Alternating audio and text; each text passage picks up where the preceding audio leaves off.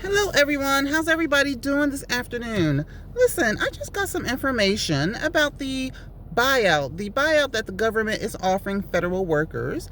I just got some information and I just wanted to bring it to you before I started my night because it's going to be busy and I didn't want to forget about it. So as we all know, or if you don't know, the federal government workers have been offered a buyout by Trump. He's been all over the news talking about the buyout. They all received a letter saying fork in the road. And because they're trying to trim the workforce through attrition, they're saying if you don't want to come back to work full time, because 50% of government workers still work at home, but no more, you have to come back to work. But if you don't want to come back to work full time, you don't have to. You can just resign. You can resign, and you have to do it by February 6th, which is 5, 6, 7 days away. That's kind of a quick decision, but you have to do it by February 6th, and we will pay you up until September 30th, and you will be able to keep all of your benefits, and I assume that means your annual leave, your sick leave, you will be accruing leave. You will be able to retain your time and all the benefits that you get as a government employee. Now,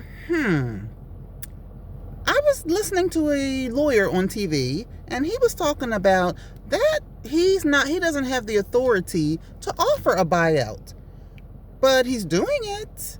And as we know, usually with this regime, President Musk and Vice President Trump, things don't have to really be legal. They just basically do what they want. So this is what I found out. Actually, that buyout that they're offering, it can possibly violate the Anti-Deficiency Act. And what the Anti-Deficiency Act is the government cannot offer anyone money if they don't have the money, and also if they don't have the money allocated for that particular purpose. So in short, if the government doesn't have money to pay all of these federal workers from February to September, if they decide to resign, if you don't have the money, and if you do have the money, if the government does have the money, it has to be specifically allocated for that purpose, or else it's illegal. Now, I saw the letter, and the letter said, if you agree to resign, not retire, not take a break in service, but resign, which is huge. That's a big decision to have to make in a week. If you want to resign, there's no contracts, there's no docu-signs, there's nothing. Just reply to this email and reply, resign. That's it. What about the rest of the information? What about, how am I protected? What happens if something happens and you can't pay me? Is there like another fund allocated to pay me? Because you're not going to be in the office. I assume they're going to take away all of your computer. Yeah, probably.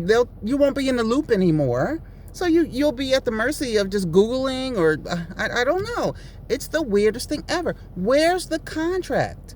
And don't forget about March 14th this year. The government has to decide on a budget. If they don't decide on a budget by March 14th, then the government will shut down.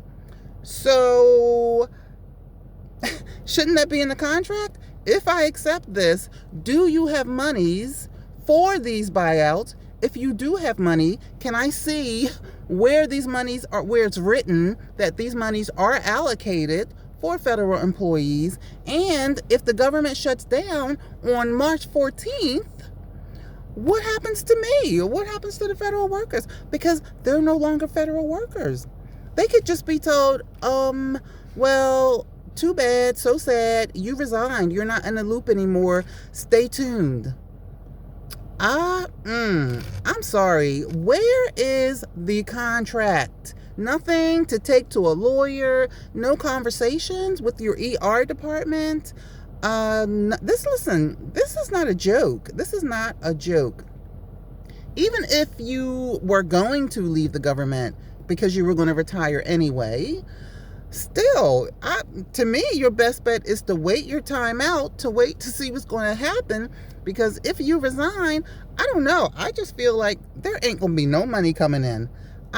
Because the program is implemented by someone who is a 34-time felon, by someone who doesn't usually pay a lot of their bills. I heard that this administration sticks a lot of people when they have parties or when they come into town, they don't pay the bill. So how can they be trusted? It needs to be in black and white. It needs to say how much money is allocated. This money is allocated for such and such, A, B, C, D. I'm sorry. Now I got to go home. After I finish running around and doing everything that I need to do, I got to go home and do some more research on it because people are stressed out. But my advice, because this is not a show, it's real life. My advice is to hold back, do not resign, because I think that in the near future, once they see how many people take advantage of this by this February 6th, which is next week, maybe some mega people might take advantage of it, but I don't know. We'll see how many people take advantage of it. And I think depending on that, then they're going to come up with something else. Well, nobody took that, so maybe we can do this. I think that they know all along that they are violating the Anti-Deficiency Act, because the way this regime seems to operate is, under scare tactics. Just make everything a mess, and sidetrack everybody. Because what are we thinking about now? We're thinking about the federal employees, and we're thinking about the crash with the helicopter and the small aircraft. And I'm not even going to talk about that. Somebody sent me a message saying that Donald Trump was giving a press conference about that, and he was blaming the crash on DEI hires. How? What? I haven't caught that. Someone just sent me a message.